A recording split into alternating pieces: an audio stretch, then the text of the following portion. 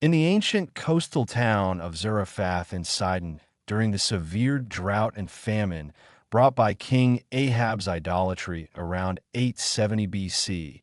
the prophet Elijah, exhausted from hiding by the brook Cherith and fed by ravens, arrived at the city gate where God had directed him to a widow for sustenance. There he found a poor widow gathering sticks to make one last meal from her handful of flour and little oil before she and her young son would die of starvation.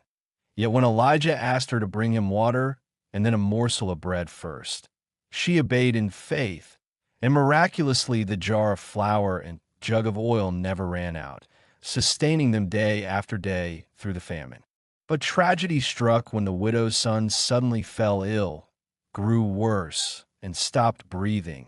leaving her in despair and accusing Elijah. "O man of God, have you come to bring my sin to remembrance and cause the death of my son?" Elijah took the lifeless boy from her arms, carried him upstairs to the small room where he lodged, laid him on his own bed, stretched himself upon the child 3 times, and cried out earnestly to the Lord, "O Lord my God,